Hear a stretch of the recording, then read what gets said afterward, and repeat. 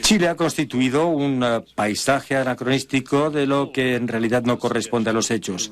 Recordaron, por ejemplo, la alegación según la cual Perú y Chile conjuntamente invitaron a Ecuador a unirse a ellos a la Declaración de Santiago, o de que la Conferencia de Santiago no se había concentrado en la actividad ballenera. Ninguna de estas indicaciones es correcta.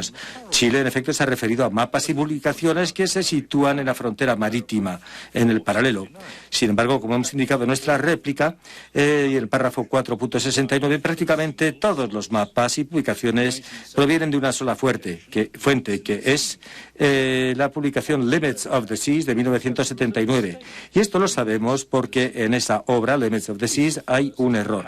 Esa obra se refiere al paralelo del hito número 1 como posicionado en 18 grados 23 minutos y 03 segundos en lugar de 18 grados 21 minutos y 03 segundos, que es el lugar donde se encuentra realmente el hito número 1.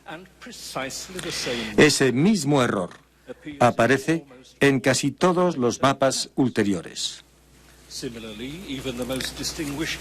Similarmente, incluso los juristas más distinguidos se han basado también en esta obra Limits of the Seas como la autoridad que utiliza en este respecto. Y un ejemplo lo ven ustedes en el anexo 301 del contramemorial. Pues bien, esta obra Limits in the Seas está equivocada. No existía frontera acordada en ese paralelo. Y Chile cita estas repeticiones como si fuera una prueba del reconocimiento internacional de este paralelo como algo que constituye una frontera marítima internacional. Sin embargo, esto constituye menos una autoridad que un simple fenómeno de ciega repetición. El hecho de que Chile se base en ello es, como nos decía Wittgenstein, como si una persona comprara varias copias del mismo periódico para asegurarse de lo que ahí pone es verdad. Chile dedica toda una sección de su dúplica para informar a la Corte que algunos autores peruanos, a quien llama revisionistas, han reconocido que se ha determinado la frontera marítima. Y para probar esto, Chile, quizás más con el propósito de envenenar la situación que con esperanzas de reforzar su propia posición, ha extraído frases de estos escritos e incluso ha distorsionado sus puntos de vista. No disponemos de suficiente tiempo para contestar cada una de estas aseveraciones de Chile, pero permítame darles dos ejemplos referidos a la delegación de Chile.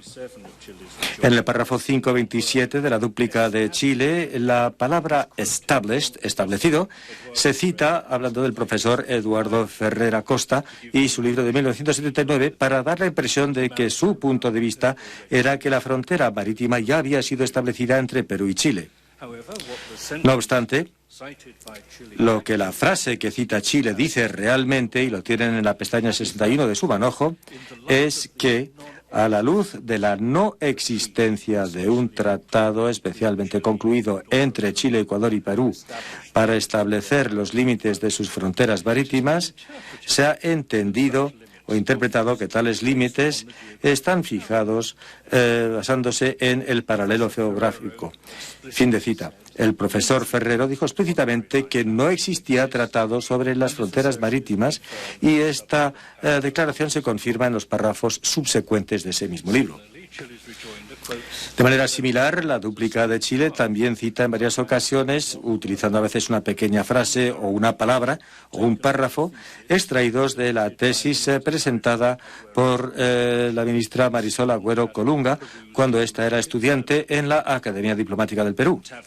En la pestaña 62 encontrarán ustedes la parte conclusiva de ese mismo párrafo que Chile sistemáticamente omite, donde ella dice, y cito, que no podemos presuponer de un acuerdo entre los tres países sobre la delimitación de su zona marítima de 200 millas, medida a partir de su costa continental, ya que esto supondría la existencia de un tratado sobre la delimitación marítima. Y la Declaración de Santiago no es un tratado internacional, ni tampoco, como hemos podido ver, ni tampoco trata de las delimitaciones marítimas entre los estados signatarios. Fin de cita. La alegación de Chile, según la cual estos autores no declaran que no exista una frontera marítima entre Chile y Perú, es simplemente falsa. En este momento, señor presidente, podemos preguntarnos entonces por qué Chile no ha dado a la Corte una selección de los escritos de autores chilenos, quienes después de la Declaración de Santiago de 1952 lo describían como un tratado que establecía una frontera marítima multipropósito en función del paralelo de latitud con Perú. En efecto, los autores chilenos generalmente empezaron a propagar la idea de que la Declaración de Santiago establecía una frontera marítima entre Perú y Chile solamente después de que el embajador Bácula hubiera transmitido al ministro de Exteriores chileno la invitación por parte del gobierno peruano para participar en una negociación de un acuerdo de delimitación marítima en 1986. No era la práctica en los textos anteriores el explicar la Declaración de Santiago como una que establecía una frontera marítima internacional multipropósito. Bueno, independientemente de cuán informadas pueden ser las distintas opiniones, como bien ha podido ver la Corte Permanente de Arbitraje en el caso de Eritrea contra Yemen, no se puede probar un derecho jurídico ni tampoco establecer la existencia de un acuerdo fronterizo allá donde simplemente no existe. Chile nos indica que debido a las distintas menciones y usos del paralelo a través de un medio siglo después de 1952, que ese paralelo debe ser el lugar donde se encuentra la frontera. Pues bien, ese enfoque o método podría tener cierta justificación lógica si nos encontráramos aquí en una disputa sobre una frontera terrestre donde ambas partes aceptaban que la frontera sí existe y ahí la tarea no sería más que decidir dónde existe esa delimitación. Sin embargo, las partes en este caso no aceptan esa premisa. La tarea ante la Corte no es de decidir dónde se sitúa una frontera ya existente. La tarea es de decidir si realmente existe un acuerdo existente acerca de la frontera, como lo pretende Chile y como lo niega Perú. Así que en nuestra posición, independientemente de cuánto Chile pueda retorcer y distorsionar la historia, no puede crear una frontera a partir del acuerdo de 1952 ni a partir de esa fecha. Chile quiere hacerles pensar que hace 60 años Perú fue el pionero de la idea de la zona de 200 millas y que simultáneamente y tácitamente se deshizo con una mera firma de sus derechos de todo lo que existe al sur del 18º paralelo. Esto no fue el caso. Les hemos enseñado el texto de la Declaración de Santiago. Ahí no pone nada acerca de un acuerdo acerca de la frontera marítima entre Perú y Chile. Chile tampoco puede indicarnos nada en las actas históricas donde se establezca que en 1952 Chile y Perú concluyeron un acuerdo acerca de una frontera marítima internacional multipropósito. Perú niega que haya habido tal acuerdo y su posición es que los alegatos de Chile no dan nada en términos de la evidencia que exige el derecho internacional que permita apoyar una conclusión según la cual un acuerdo se produjo tácitamente o expresamente entre Chile y Perú. Señor presidente, eso concluye el final de mi alegato y a no ser que pueda serles útil, le pediré al profesor Pele que siga nuestra presentación. Muchas gracias. Bueno, quizás no en este momento, no le voy a pedir que se quede. Muchas gracias. Le voy a dar entonces la palabra al profesor Pele. Adelante. Muchas gracias.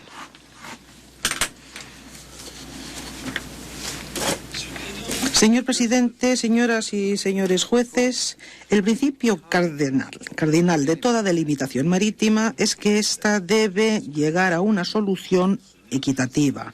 Esto, sin duda, no es el caso de la delimitación que defiende Chile en el marco de las presentes actuaciones.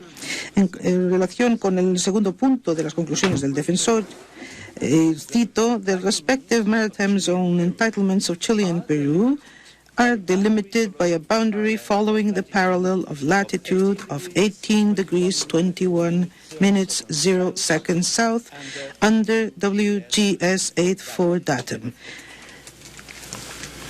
Es decir, la frontera que delimita los espacios marítimos se sitúa en 18 grados, 21 minutos, 0 segundos de latitud sur, según el sistema geodésico de referencia WGS84.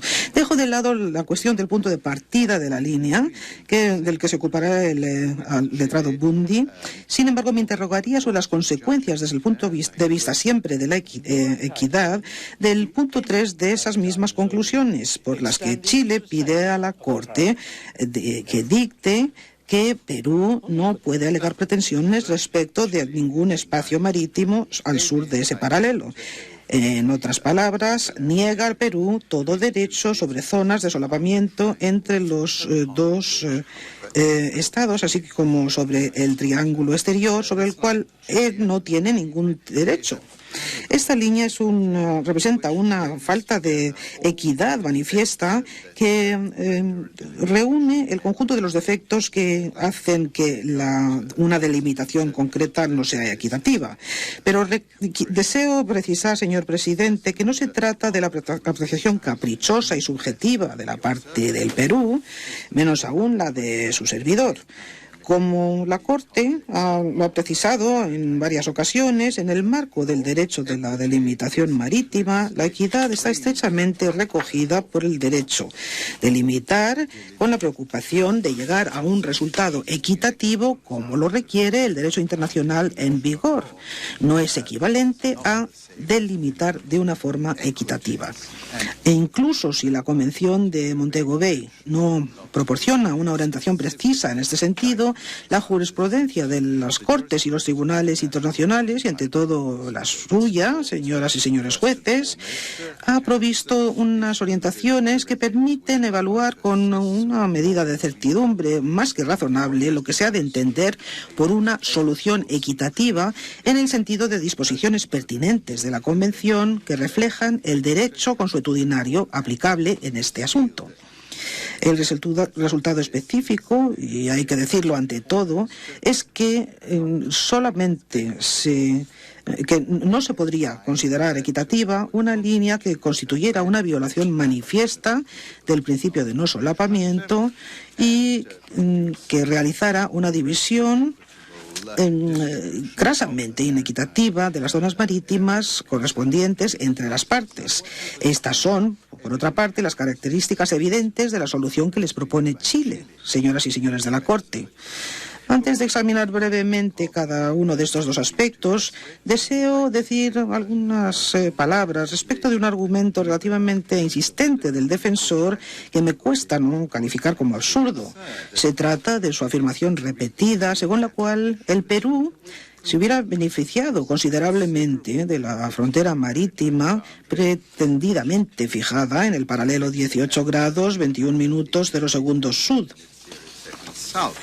Señor presidente, el silencio obstinado que guarda Chile respecto de la falta de equidad manifiesta de la línea que postula constituye la frontera marítima entre las partes es muy elocuente. Aunque reconozca de pasada, y citando el fallo de la Corte de 1969 en la causa de la plataforma continental de la Mar del Norte, en el sentido de que la delimitación se debe llevar a cabo por acuerdo y conforme a los principios equitativos, teniendo en cuenta todas las circunstancias pertinentes, Chile pretende descartar toda discusión de la falta de equidad de la frontera marítima que defiende en nombre del acuerdo perenne que alega se concluyó entre las partes.